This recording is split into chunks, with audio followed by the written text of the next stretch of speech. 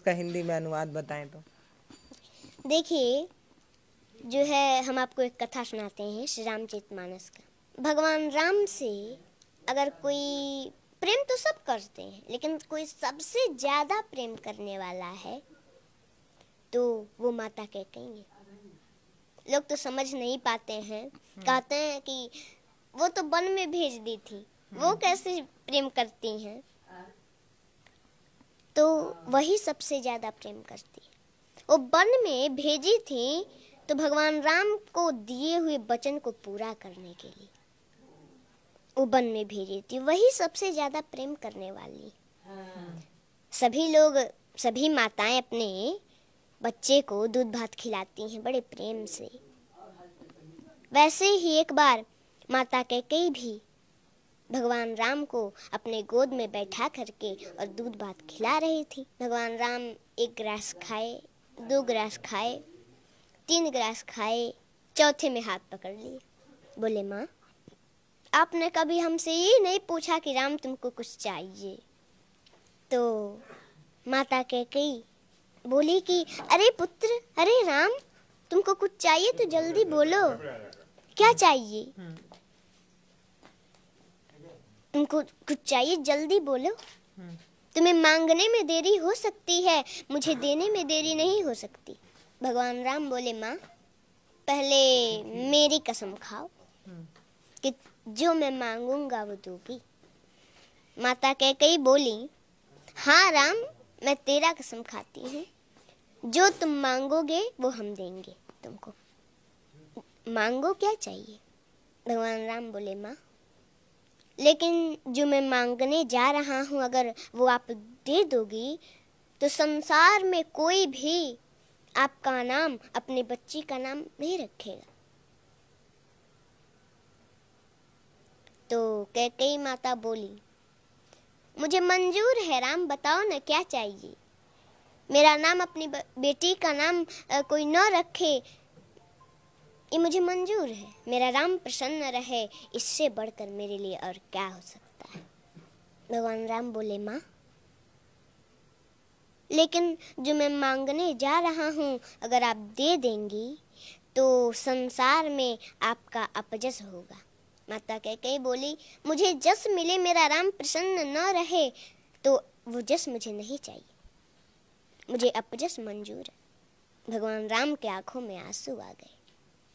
बोले, माँ, लेकिन जो मैं मांगने जा रहा हूँ वो आप दे देंगी ना, तो कदाचित आपको वैदव्य जीवन भी देखना पड़ सकता है। माता कैकेयी जब ये सुनी मौन हो गई। आप ही बताइए, कोई भी भारतीय स्त्री हो तो उसको ये बात तो खटकती है। मौन हो गई माता कैकेयी। थोड़ी देर मौन रही, फिर कुछ देर के बाद बोली, राम, मुझे कदाचित वैदव्य जीवन ही क्यों ना देखना पड़े, वो भी मुझे मंजूर है। बताओ तुम्हें क्या चाहिए? भगवान राम बोले, माँ, एक समय ऐसा आएगा, मेरा विवाह होगा, मैं फिर अयोध्या आऊंगा और उस समय हमारे लिए आपको 14 वर्षों का वनवास मांगना पड़ेगा। जब कैकेयी माता वनवास सुनी तो तुरंत धड़ाम से गिर पड़ी, जमीन पर बेहोश हो गई। भगवान राम ने जल से छींटा मारे तो कुछ देर के बाद होश आया। उठ के बैठी, थोड़ी देर मौन है, फिर बोली, राम, रो रही हैं? बोली, राम, देखो, मुझे अपजस भी मंजूर है, मेरा नाम, अपनी बेटी का नाम संसार में कोई न रखे, ये भी मंजूर है। कदाचित तो ना देखना पड़े, वो भी मुझे मंजूर है, लेकिन मेरा राम मुझसे दूर रहे, ये मुझे कदाचित मंजूर नहीं है। राम, मैं तुम्हारे बिना 1 मिनट नहीं रह पाती, तुमने 14 वर्ष सोच भी कैसे लिया? राम, ये वरदान वापस ले लो, मैं नहीं दूंगी, मैं नहीं दे सकती है वरदान। भगवान राम बोले, माँ, आपको ये वरदान देना होगा क्योंकि आपने हमारी कसम खाई है, और अगर मैं बन नहीं गया तो सरभंग ऋषि की जो है मांस गल चुके हैं, बस हड्डियां बची हैं जो कि अब सूख रही हैं। माता सेवरी, उनको हमारा दर्शन कैसे होगा माँ? उनको बन जाना पड़ेगा। उस दिन से माता कैकेयी भगवान राम से थोड़ा हट हट के रहने का प्रयास करने लगी कि वो समय आए और मेरे दिल के टुकड़े टुकड़े न हो जाएं और मैं राम को दिया हुआ वचन पूरा न कर सकूं, उसको दिया हुआ वरदान पूरा न कर सकूं तो क्या होगा। थोड़ा हट हट के रहने का प्रयास करने लगी और उस समय आया, वरदान मांगी। पहले तो भगवान राम को सूचना मिला था कि उनका राज्याभिषेक होने वाला है, लेकिन प्रसन्नता मयान गताभिषेकतस्तथा न ममले वनवास दुःखत मुखाम्बुजश्री रघुनंदनस्य मे सदास्तु सा मंजुल मंगल प्रदा।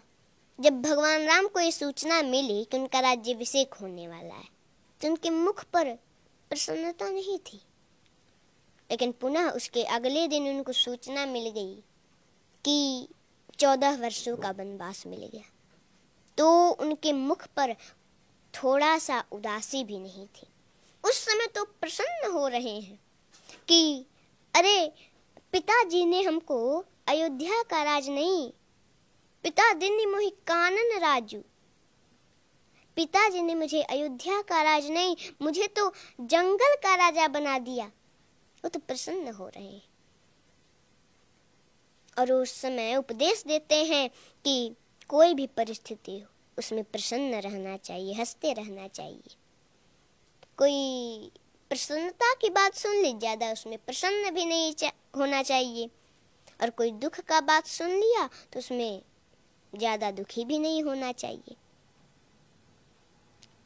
हर परिस्थिति में एक जैसा रहना चाहिए। जी देखिए, पुत्र और माता के बीच का जो प्रेम है वो इन्होंने कितने प्यार से समझाया है।